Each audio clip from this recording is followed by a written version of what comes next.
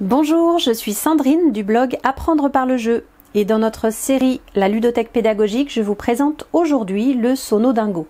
Alors le Sonodingo est un jeu de phonétique pour les enfants à partir de 5 ans. Alors il est écrit de la grande section au CE1, je dirais que c'est quand même plus ciblé grande section et un petit peu CP. Donc le Sonodingo permet de jouer à 6 règles de jeu. Et ces règles sont inspirées de jeux connus et appréciés des enfants. Les parties sont courtes, les règles sont rapides à comprendre et en plus les mécanismes sont ludiques. Alors quels sont les objectifs de ce jeu de Sonodingo? Donc les objectifs sont tout d'abord de reconnaître les sons du langage oral. Donc pour les grandes sections, c'est important. De développer et de stimuler la conscience phonologique. Et enfin, de faire prendre conscience qu'il existe différentes graphies pour une syllabe phonétique donnée. Alors, comment joue-t-on à Sonodingo? Donc, comme je vous ai dit, il y a 6 règles différentes. Donc, vous avez 6 séries de cartes qui se présentent toutes de la même manière. Donc, vous avez un mistigris. Voilà. Et vous avez plusieurs cartes dans chaque série qui se présentent de la même manière avec une illustration. Alors toutes les illustrations sont simples et sont reconnaissables par un enfant de 5 ans. Donc s'il ne sait pas lire, il va savoir relativement facilement ce qui est représenté sur la carte. Donc là, voilà, c'est une signature. Donc vous avez l'illustration, vous avez le mot écrit en cursive. Vous avez l'écriture phonétique internationale.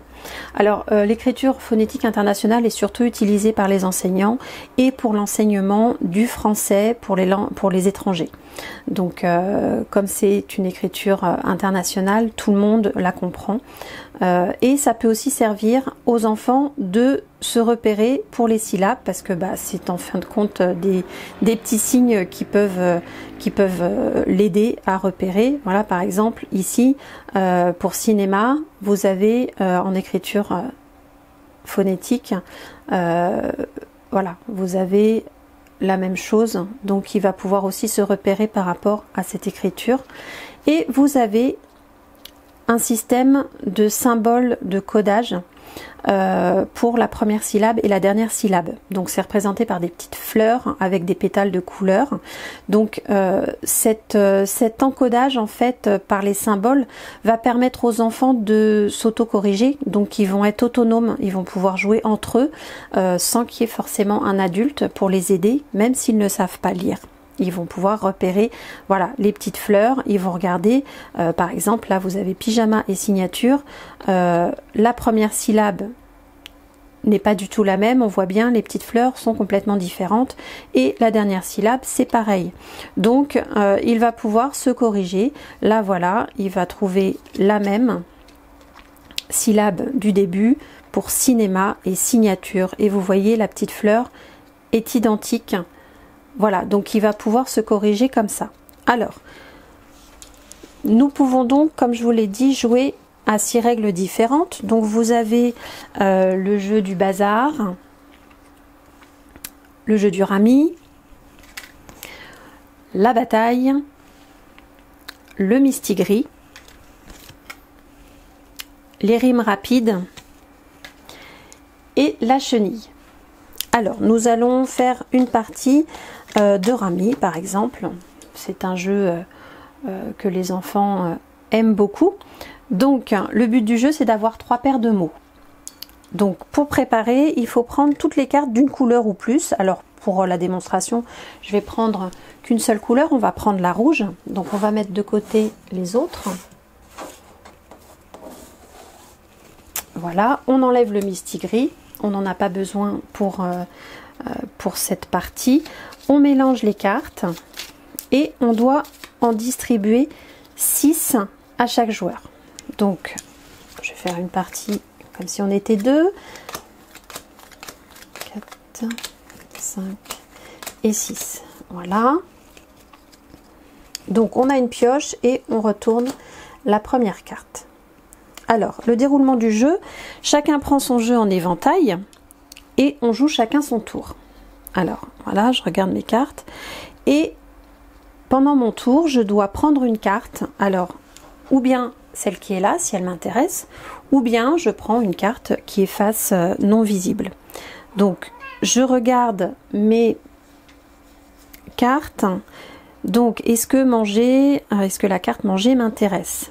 Est-ce que déjà j'ai une carte qui commence ou qui finit? Alors, au début du jeu, j'ai oublié de le dire, il faut décider si on prend les cartes qui commencent par la même syllabe ou si on prend les cartes qui finissent par la même syllabe. Donc, on va dire qu'on prend les cartes qui commencent par la même syllabe.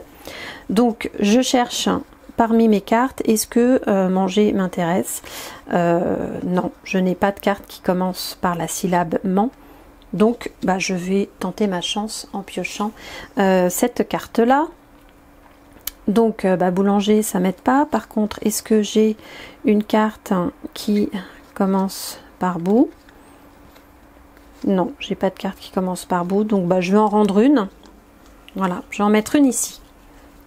Et c'est au tour de l'autre de jouer. Donc, l'autre joueur regarde dans ses cartes si il a une syllabe qui commence par or et qui va l'intéresser. Donc peintre, cinéma, racine, peinture, chambre, ongle. Donc là non plus, il n'a pas de syllabe qui commence par or, donc il va piocher ici et tenter sa chance. C'est poulailler, donc il n'a pas besoin de cette carte. Donc il va en rendre une, mais là on s'aperçoit qu'il a déjà une paire, donc ça c'est bien. Vous voyez, peintre, peinture, ça commence par la même syllabe. Donc il va garder précieusement sa petite paire, il va la mettre à la fin de son tas, et puis là il va en rendre une qui ne l'intéresse pas. Allez, on va rendre cinéma, hop, on la met ici, et c'est à mon tour de jouer. Donc est-ce que la syllabe cinéma m'intéresse? Oui, elle m'intéresse puisque j'ai le mot signature, d'accord? Donc je vais prendre cette carte là. Voilà, ça me fait une paire, donc moi aussi je la mets à la fin de mon jeu. Et je vais rendre une carte qui m'intéresse pas. Tiens, on va rendre le pyjama, on verra bien. Voilà. Et ainsi de suite.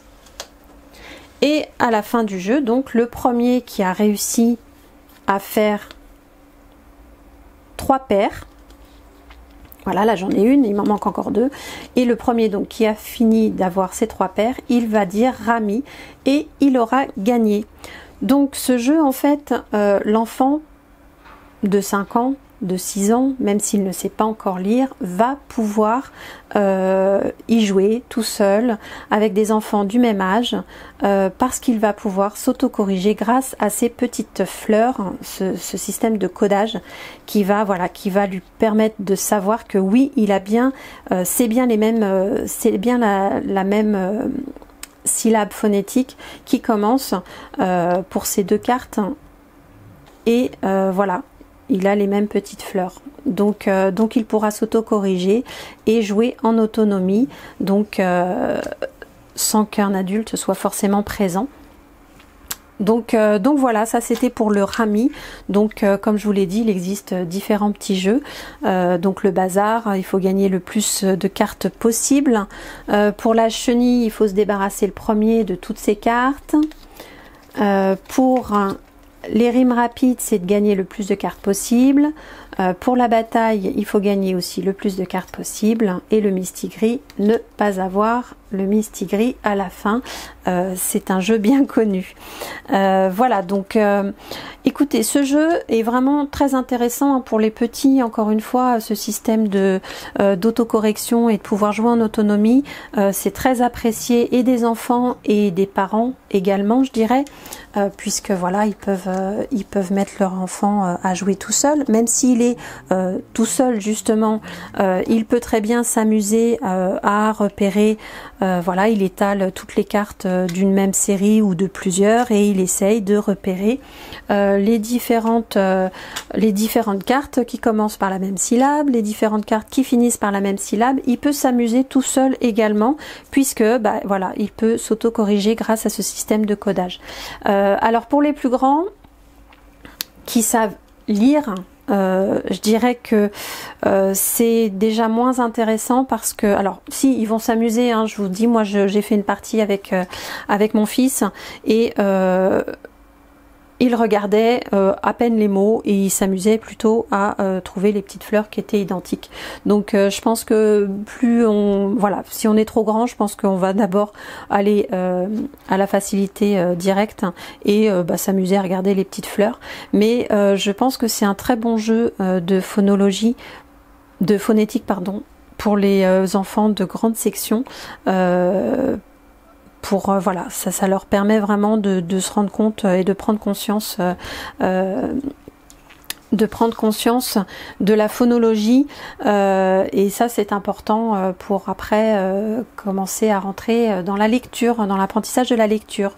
Voilà, et bien écoutez, si vous avez aimé cette vidéo, vous pouvez la liker, vous pouvez vous abonner à notre chaîne YouTube également et je vous dis à très bientôt pour une prochaine vidéo dans notre ludothèque pédagogique.